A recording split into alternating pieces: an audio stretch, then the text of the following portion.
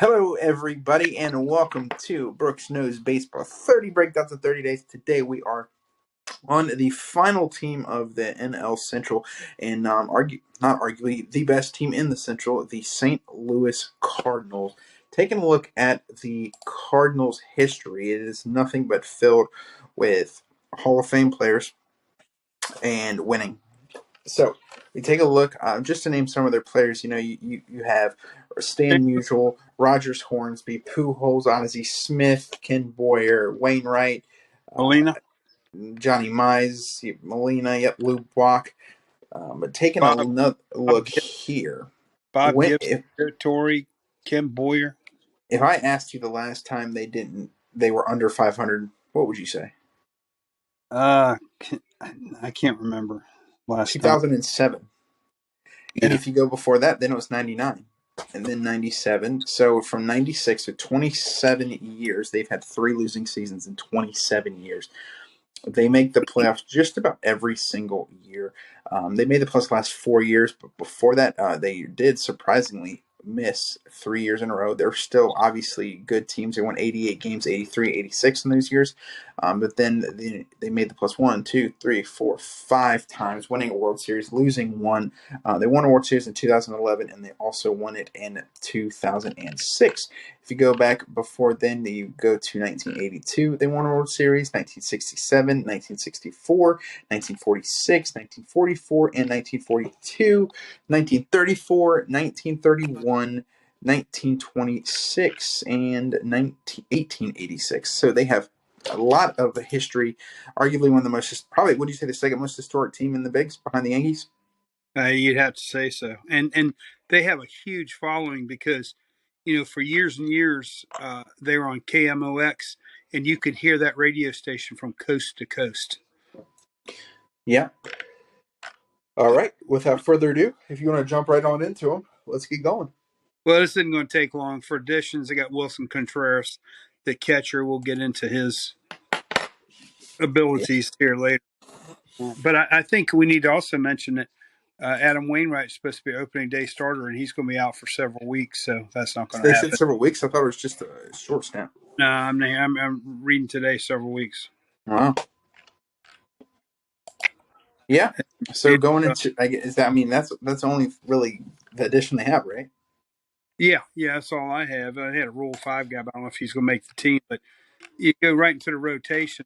Miles Mikolas, I watched him tonight. Pitched 7 great innings, no earned runs tonight in spring training, and this is Friday. And he's got low 90 fastball, slider, curve, but he's consistent. He's healthy. Yeah, I expect a big year out of him. Ever since he came back from Japan, he's been a whole new pitcher. Yep. Then you go into the Jordan Montgomery, a left-hander they got from the Yankees. So the Yankees probably regret letting go now for Harrison Bader, who's hurt again. But he had 11 starts for the Cards last year, and he had really good starts. Helped propel them into the playoffs. Then you got Jack Flaherty. He looked like he might be a Cy Young guy. And then for the last 3 years, he's only thrown 154 innings. He's not the same. So you don't know what you're going to get out of him. So his velocity is down last year. So, Then they got then they got Steven Matz.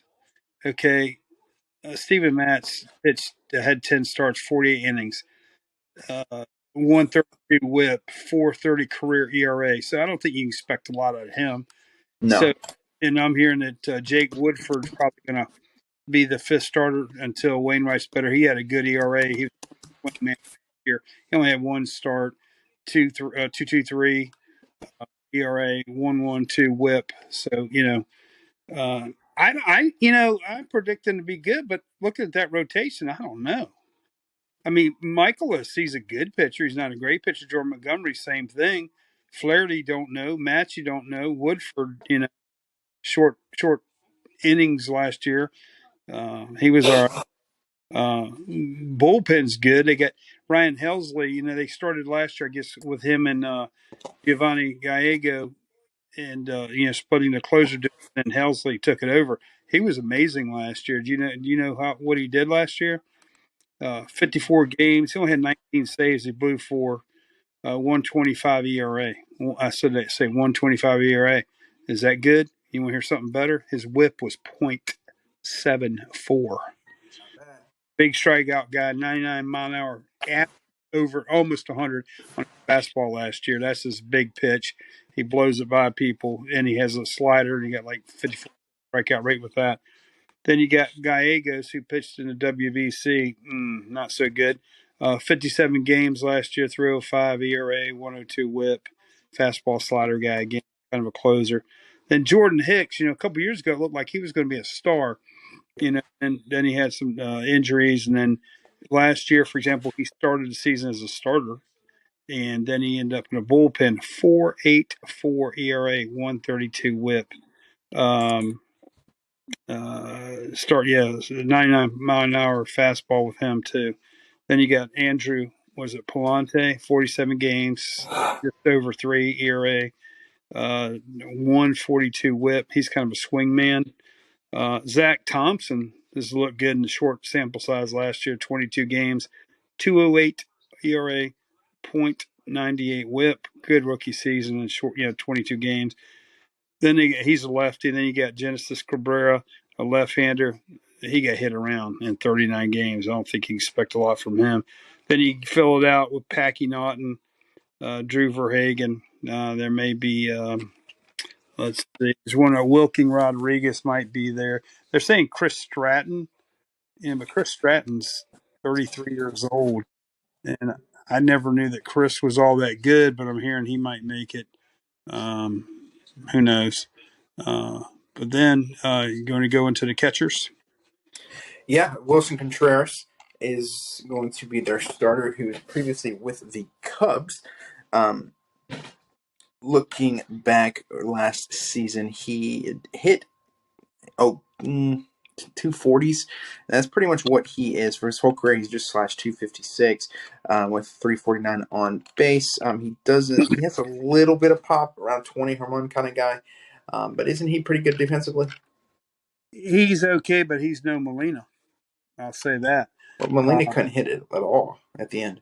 No, I know, but their hitting's very similar, but he's not as good as Molina defensively. So, I mean, they paid a bunch of money and he'll be okay. But I think the fans are going to be a little shocked that he's not Molina, on defense. 256 career hitter. That's kind of like, I think Molina is higher than that. But in their backup is, I believe he's from Richmond, Virginia, Andrew Kisner. Yep. Can't hit. So I hope he can play some defense, but he'll be the backup. But Moving on I to want the star. first base is the reigning MVP, who, based off of WAR, had his second best season of his career, which is saying something because he's played 1,600 games. He's going to be 35 this year, but last year he hit 317, 35 home runs, 115 RBIs. Paul Goldschmidt. And his next home run, I believe his him's going to be 300, isn't it? His next home run? Mm-hmm. No, he has 315. Okay. Who's Arenado? I was thinking his next home run is going to be his 300. But then we can talk all day about Goldschmidt. I mean, he's good all the way around. He's always been good since he came up to the majors. Always a great hitter. Yeah. I like to watch him play. But I tell you who I really liked watching last year is a rookie they got. He played all over the place, but it looks like he's going to start at second base. Brendan Donovan, German-born player, but he grew up in, I think, Alabama. He hit 281 last year in just 120 games, so it's pretty good.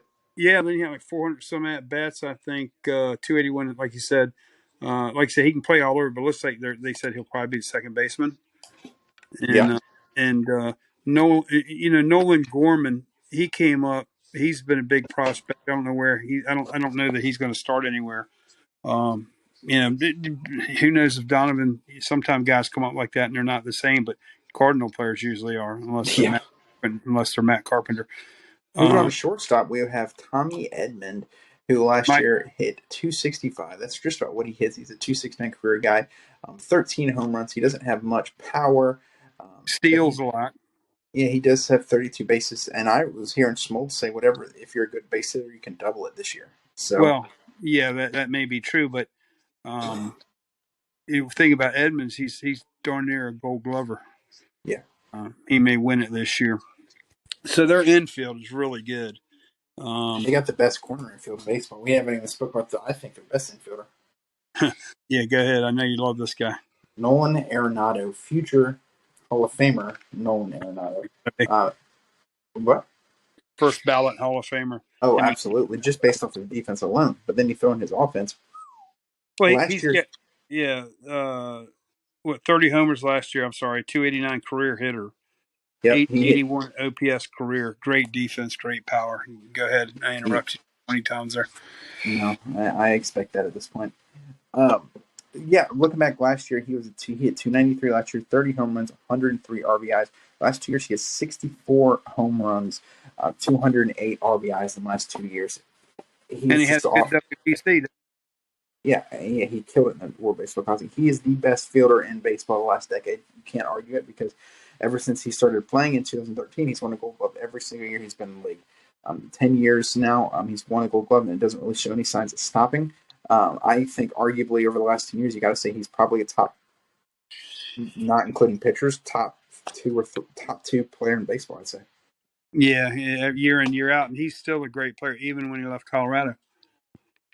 Yeah, Um, I mean, his numbers took a little bit of a dip, but not he's still much. His pretty darn averages, productive. his best season last year, like I said, statistically based off of WAR, last year was his best year by a wide margin. So he's 32, but superstar players, the rules really don't apply to them because they just are Well, better I than don't. everyone else for Right, reasons. But he's not going to slow up. no, I don't see that this year at least. Looking in the outfield, we Hold have on before you get in the outfield, because I don't know if you know this. Um, Dylan Carlson was a center fielder, right? Mhm. And he's a good defender. But what I'm hearing, and two different sources tell me that O'Neill is going to move to center field. He's a two-time Gold Glover in left. He can't hit much. He has some power from time to time, but last year, he's a 220 something hitter. I think last year, and his power was down. But they say he's going to center field, and then there's a 220 hitter, 14 home runs. But everybody's excited about Lars Nootbaar. Okay, Lars has not done anything over here. Okay, yeah, he didn't WBC, but if they're dependent on him, I think they're going to be in trouble. But Yeah, but I think when go we ahead. talk about their prospects, we could see some potential there. But Lars Well, Nootbaar hit as a 228 guy last year. I'm hearing Uh, him and Carlson are going to platoon in left. yeah, I don't know how. I don't know. I don't expect anything from Lars Nootbaar. But I tell you who you better expect something from, because they're saying he's made the team and he's starting in right field. Is young first round pick superstar, not even 21 years old yet, Jordan Jordan Walker. Walker. Have you seen him in spring training? Yep, He's a man. he looks like I he's like. 35 years old. Have you ever seen what he looks like? Oh yeah, I've watched him several times in spring, and he's good. I'm really impressed with him, and I hope he does make it. He's a But 310 hitter in the minors in his career and over yeah, 200 and games. So he's the real deal, I think. yeah. So I think. Oh, and they say sometime before the end of the year, Alec Burleson, another top prospect, should be up. Um, They're his not time. their fifth best prospect. He's Yeah. 91 overall. And so I guess at DH, you'll probably have Juan Yepes, who can play both corner spots and outfield and first base. He looked pretty sharp last year, Juan Yepes, when he came up. I Yeah, liked him. And I guess him and Gorman, maybe your DHs and Newt Barr when and him and Carlson are, they say to platoon him, but I think that's going to be a one-sided platoon because Carlson had a little bit of a down year last year, but he was a big prospect and he's had some moments and he's a switch hitter. I don't personally for Lars Nootbaar, I wouldn't take that bets away from Carlson for him. Mm-mm. I'm not a Nootbaar fan. I don't think he's all that special. Yeah, WBC. Okay, you're talking a few games. Okay, whoop-dee. And half the time you're facing terrible pitching. And Japan had an easy road until they got to the USA, and they did win that, but still, and he's mopping up hits on a bunch of duds. So I would not be surprised if he doesn't play that much. But that's my opinion.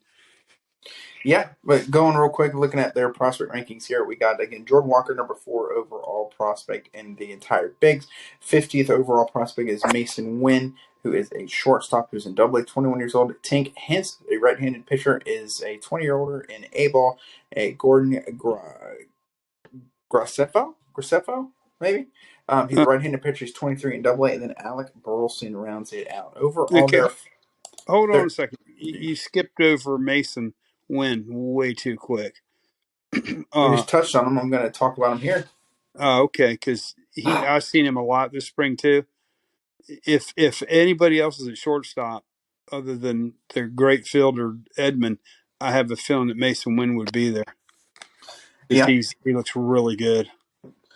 yeah, but their overall farm system is ranked ninth in the entire big leagues, which is pretty good, seeing as a team that there's always good, so you're not really surprised there. But looking at their start nine here, just Arenado, Contreras, Goldschmidt, and O'Neill are the only ones who were not drafted by the Cardinals, which is pretty impressive.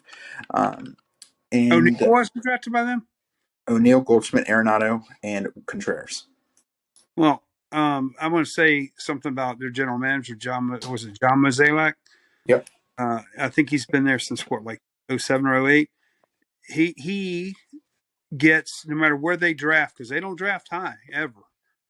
He makes players. He gets them developed. I mean, he's not out there coaching them, but the people he hires, and you know, you got to think now when the Cardinals organization when uh, the general manager or one of the general managers there left, or I don't know if he's assistant, and he helped build Houston. And when he did, he took Mike Elias from St. Louis. He started out as a regular scout there with them. Now he's built the Orioles. So that's two more teams that the Cardinals helped build. Think of that. That Yeah. organization's that good. Looking at our projections for the Cardinals, I don't have much changing. I have them winning 92 games, losing 70, finishing first in that division with the third overall seed in the playoffs. And then that would leave them facing the New York, or no, the Philadelphia Phillies, where I think, what do you That think? may change a little bit now, though. I think it would change. And I'd probably right now lean towards the Cardinals. Yeah, but I don't think they have the rotation to do it. They're going to have to get someone because even if Wainwright's healthy, what are you going to get? He's 41. He's already said since last year. He's not what he once was. He's not 30. You know, he's smart and he'll Hell, he's get not through games. 35. No, he's not even 35. Yeah. So when I look at that staff, going into this, Cardinals will win. But then I look at that staff, and it kind of scares me off. You give them the benefit of the doubt because they've always been good. I think everyone does. Well, they have a rookie manager too this year, though. That Yeah. may that may hurt them too. Yeah, but any last words on the Cardinals before we get out of here? No, they're just a great organization. That's all you can say, and they'll probably continue to be. Yeah, but today, though, this really concludes our NL Central. Tomorrow we start the last division, which is crazy to think. We're almost done with the 30 videos in 30 days here. But tomorrow we'll do, who is it? Who's first for NL West? Arizona Diamondbacks. There you go. Check back tomorrow with the Arizona Diamondbacks. But apart from that, I'll let you do the sign off and get out of here. That's all for now, folks. We'll catch you next time on Brooks Knows Baseball. Good night. Good night, John Boy.